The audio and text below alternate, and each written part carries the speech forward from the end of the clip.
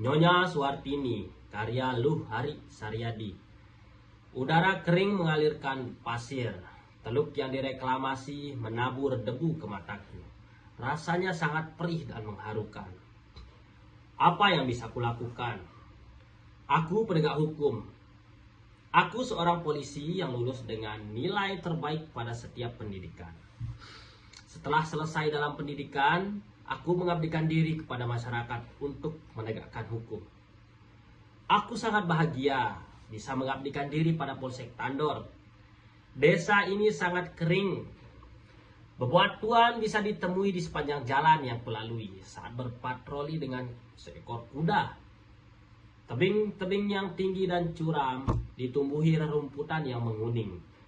Air mengalir indah di bebukitan. Tapi air yang deras itu tidak bisa menghidupkan tanaman di sekitarnya. Ia tidak pernah melawan bebatuan yang kuat sehingga aliran air tidak berubah. Begitulah kira-kira hukum yang harus kutegakkan. Namun, apa yang bisa kulakukan? Aku seorang polisi yang harus memberi kesempatan kepada siapapun yang menuntut orang lain. Aku harus mencari bukti-bukti yang kuat untuk membenarkan sebuah tuntutan atau menyalahkan tuntutan itu. Di hadapanku, seorang perempuan muda yang membuat laporan. Tubuhnya yang gemuk membuat kursi plastik di kantorku reot. Perempuan muda itu bernama Suwartini. Usianya 35 tahun, alamatnya Desa Palu, Kecamatan Tandor, Kabupaten Tandor, sebuah desa baru di kepulauan yang baru saja dibentuk dengan reklamasi. Suwartini membeli sebuah rumah mewah beserta isinya 2 tahun lalu.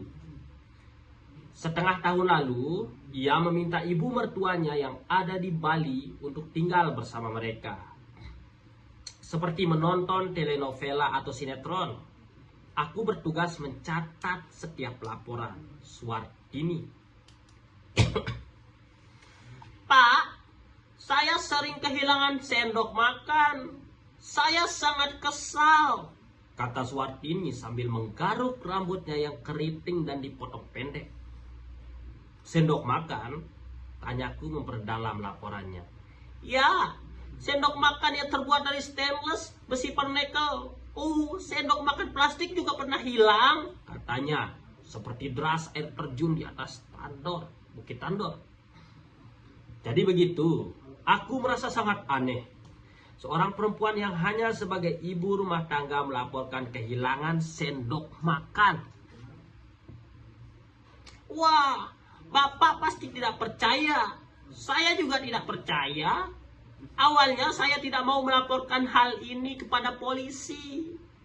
Saya sudah tahu bagaimana polisi.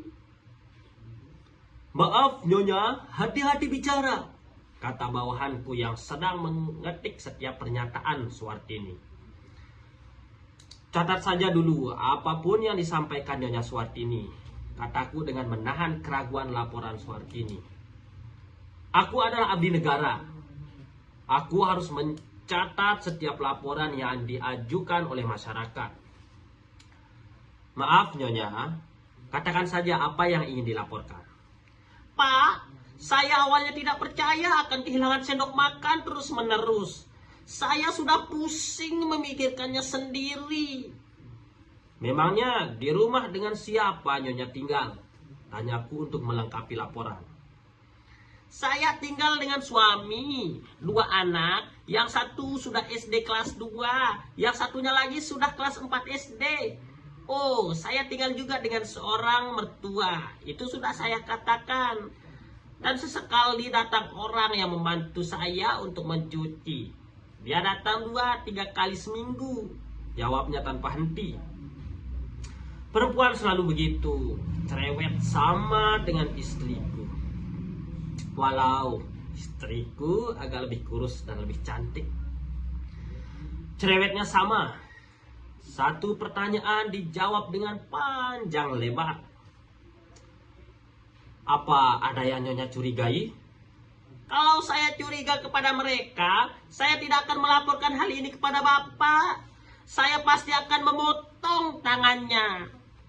Aku menasihati perempuan itu agar tidak melakukan hal-hal yang melanggar hukum. Memotong tangan seseorang tentu akan dijerat hukum. Tetapi bahkan istriku sendiri sering mengucapkan ancaman-ancaman kepadaku. Walaupun aku penegak hukum, aku selalu diancam.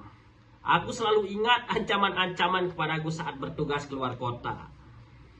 Istriku mengancam akan memotong kakiku, mencungkil mataku, memukul kepalaku, menggorok leherku, bahkan memotong alat kelaminku. Aku tahu itu hanya kecemburuan seorang istri kepada suaminya. Aku adalah penegak hukum.